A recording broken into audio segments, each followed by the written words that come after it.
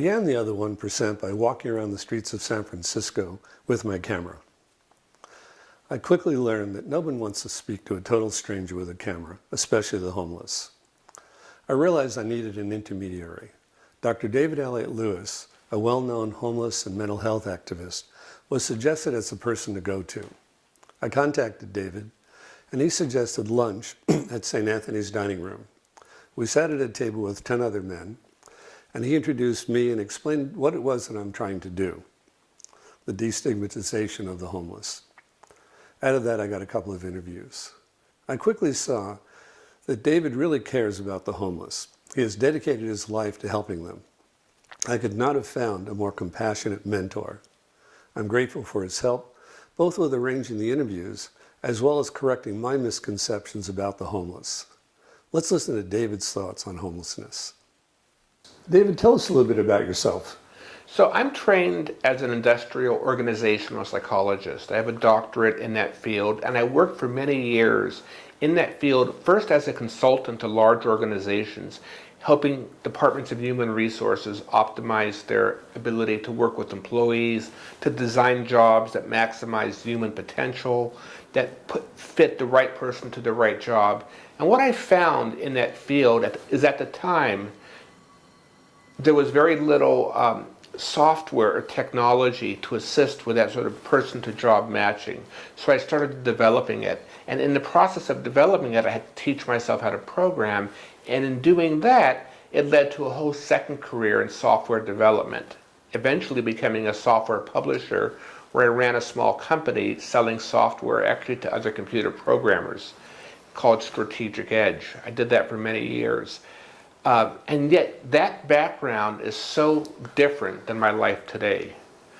But that's sort of the first part of my life that led ultimately to where I am today as a community activist, sort of agitating and advocating for better community health services. How did you get to what you just described to what you're doing today?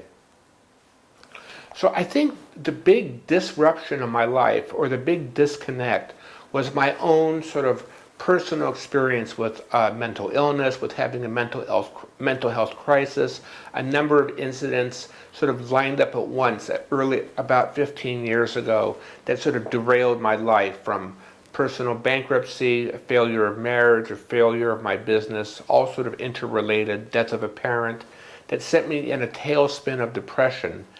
And as I emerged from that, as I recovered from that, through the help of actually San Francisco's behavioral health services, I started to reevaluate how I was participating in life. And that transitioned me from being a software entrepreneur prior to that sort of mental health crisis, coming through it, to being a community activist for fighting stigma against those suffering mental health challenges, fighting for better services for homeless, fighting for better services for people trying to recover from all that afflicts them.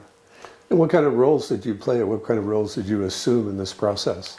So the first role I picked up was that as a public speaker for a program called Sharing Our Lives, Voices and Experiences, SOLVE, or SOLVE, which was a program of the Mental Health Association of San Francisco, and that was around 2008. And I found that was actually helpful for other people to hear my story, but it was also part of my own recovery, as it helped me better articulate the journey I had been through and the solutions I found that helped bring me out of the darkness and toward the light. That was sort of the first step in many. So in addition to that, what else were you involved with? So I also, in order to sort of serve my causes as an activist and advocate, I joined the city's mental health board. I was appointed by District 5 supervisor to a seat on the board, and I served out 2 full terms. I actually continue to work with the board, even though I'm now termed out as the co-chair of the Mobile Wellness Van Committee. I also work with 2 nonprofits in the city that help people. One is the Community Housing Partnership, which helps people who are formerly homeless. to find supportive housing and get services. And the other is a group called NAMI, San Francisco. NAMI is National Alliance of Mental Illness.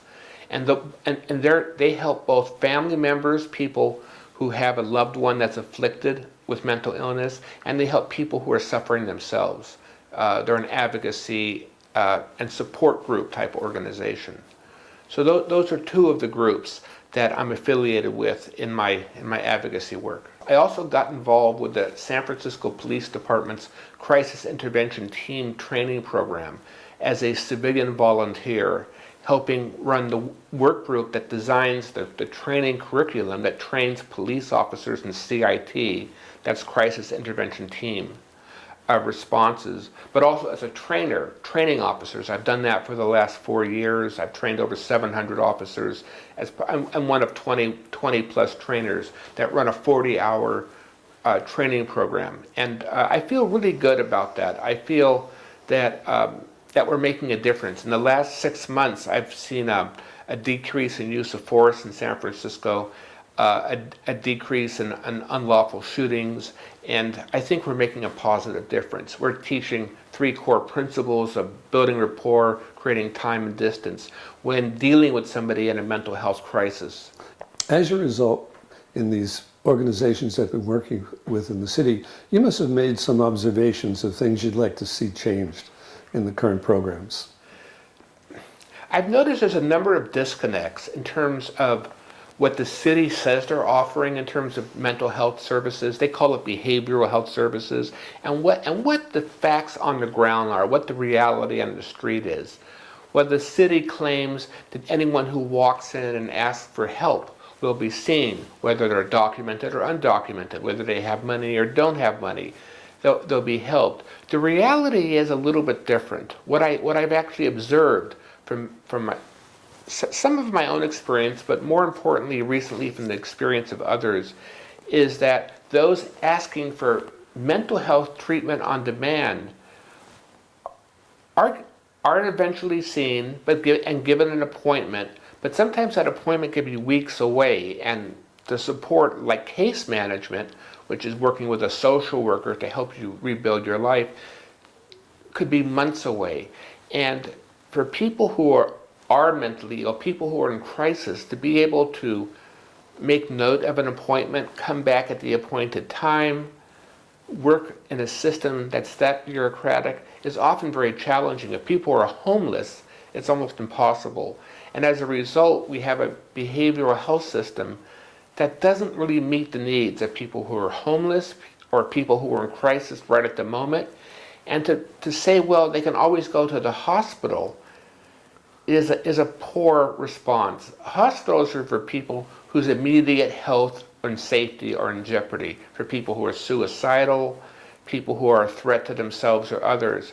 But there's many people in deep pain and crisis who aren't quite at the level of total self-destruction, but really need help, and thus may not meet the needs of an intake at our hospitals, what's called PES, or Psychiatric Emergency Services Department, and yet still need help. So the threshold for getting help at a hospital is way too high for most people, and the system to help people who don't need hospitalization, and most people don't need hospitalization, they just need someone to talk to, someone to help them through a crisis. That system isn't quite there yet. Do you have any suggestions on how that could be improved, or what's the alternative? So the things I've been advocating for to improve that is to first of all remove the time barrier, so to offer access to services around the clock, because mental illness and mental health crises don't just happen 9 to 5, Monday to Friday, and they certainly don't happen by appointment. So offer walk-in services, offer after-hour services, and remove some of the barriers that keep people from getting help right when they need it. Plus, I think there's value in maybe improving the ability to deliver mobile services, bringing social workers and nurses and clinicians out into the community to reach out to the encampments, to reach out to people suffering on the street, to try to help them, to try to engage them in treatment services. Those people will often not walk into a clinic until it's way too late. So I'm a strong advocate for mobile services, and that's why I'm co-chairing this Mobile Wellness Van Committee of the Mental Health Board to try to come up with at least one additional mobile solution. Now, the city, to be fair, does have a few mobile treatment services, including something called the HOT team, that stands for HOT, Homeless Outreach Team, and they do have a mobile behavioral health crisis team that can be dispatched by calling 311 from any phone, but the dispatching of that help can be sometimes an hour or longer if they respond at all. In the Tenderloin, there's a group called Concern, spelled CONCRN, that's dispatched by an app. It's only for the Tenderloin, but it does dispatch one out of 5 or 6 well-trained community sort of social workers who will respond to people in crisis. I think it's a very good model what Concern is doing. I'd like to see other neighborhoods have something like that as well. I'd like to see our own city's Department of Public Health support something like that and expand it to other neighborhoods. Right now they're not supporting it at all. So David, how do you respond to people, critics, who say when you offer more services like this, you're going to attract more homeless people coming to San Francisco? So believing that services attract homeless people is a complaint heard in every major city in our country. All cities believe that they're a magnet for homeless. And it's true that homeless are attracted to cities because they offer more services. So that's countrywide. I think there's arguments on both sides. I think the humanitarian and compassionate responses to provide help when people are in pain and people are suffering. I don't think that services manufacture the number of homeless people. A society that has disconnects and breakdowns and unaffordable housing is what creates homeless people, and a society that doesn't provide mental health treatment on demand creates homeless people.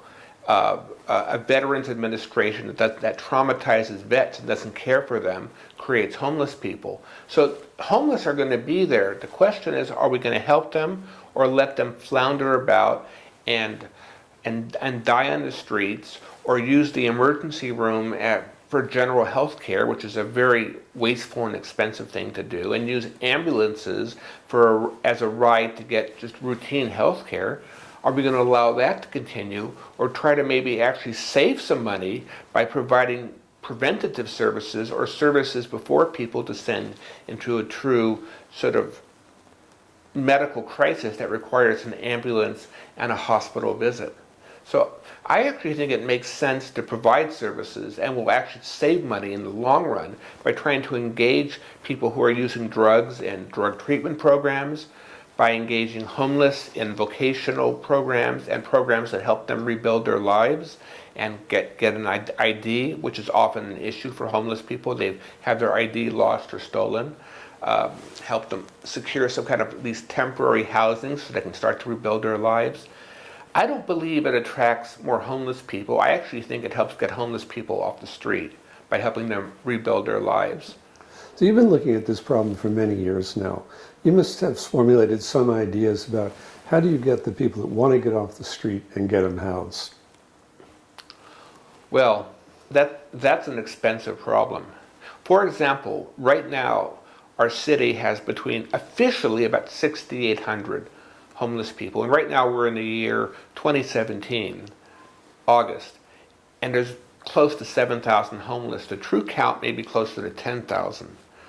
We have navigation centers that allow homeless people to come off the street and receive some kind of temporary housing and showers and laundry and support. But those navigation centers can only place about 25% of the people who come through there into sort of temporary housing. The other 75% are returned to the street. It's not because of a failure of the navigation center, it's because we don't have the housing. Every year, our city adds maybe 5,000 or 6,000 total housing units to the general, housing market. That's not even enough for the normal commercial rental market, let alone the the affordable units and the below market units and the units for extremely low income people that we need, or more specifically, the supportive housing units that we need for to house homeless people. Because to house homeless people, we really do need supportive housing. And what supportive housing means is housing with case management services on site, at least Monday to Friday, to help them transition from living on the street to living in a community indoors.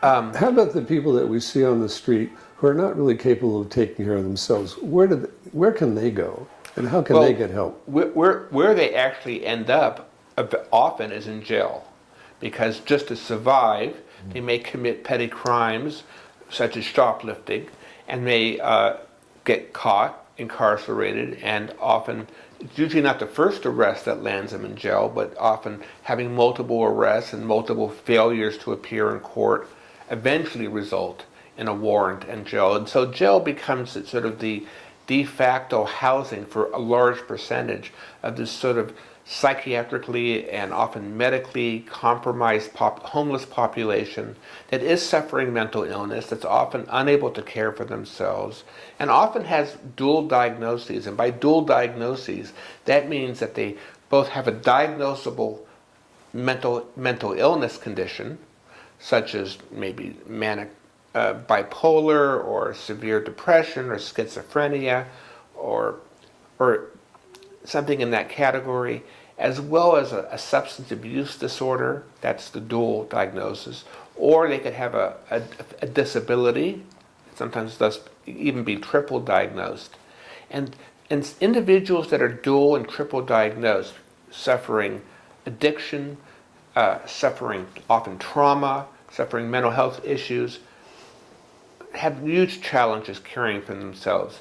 But many of them can be transitioned into housing if it's supportive housing, if it's housing with on-site social workers or case managers who could help them adjust. There's a very small population that truly needs to be conserved. And we do have this conservatorship laws in the state of California that also apply in San Francisco. And we have a mental health court that can conserve people. And some people do get conserved. And what that means by being conserved is it's a loss of civil rights and an assignment to an institution, a mental health hospital, for their care and treatment. But more often, because those hospitals are few and booked up with waiting lists, they're often still placed often in a community group home type setting, usually not a locked setting, but some kind of community housing situation where they might live in a group environment, receive psychiatric care, but not have their full civil liberties because they are technically conserved.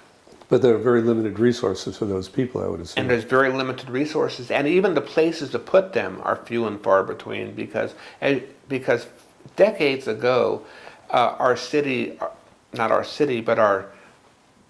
nation decided to close its mental hospitals. It started with President Kennedy and the Community Mental Health Act, which happened in the 1960s, which led to a closure of state hospitals, which there were a lot of abuses at the time, and it was a well-justified closure, and a conversion of the services to community treatment.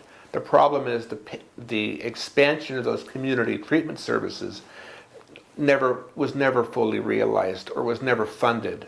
And when Reagan took office, he cut funding for a lot of the mental health programs.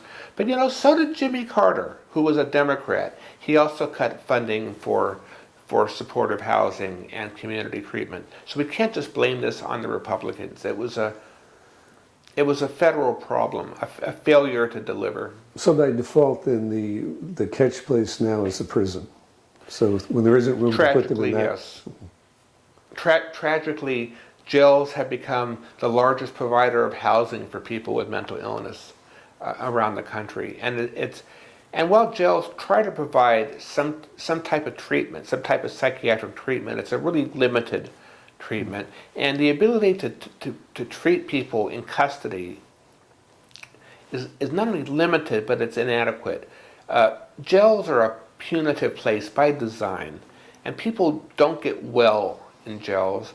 Maybe you might say their addiction might be put at bay, but often jails, drugs have a way of making their way into jails and prisons. So even that part fails. People don't recover in jails. They often just get worse because of the trauma of being incarcerated. What would it take to improve that situation? The $64,000 question. I think it would take a commitment of society to say, we're going to take care of our most vulnerable, of our most fragile, of our most damaged individuals, and not allow them to sleep outside on the street, and provide housing. Many countries have made that commitment, not just first world countries in Europe, but even China builds housing for their homeless, even China. So if countries like China can do it, which is a developing nation, why can't we do it? Why can't we provide housing for our homeless? I think we could.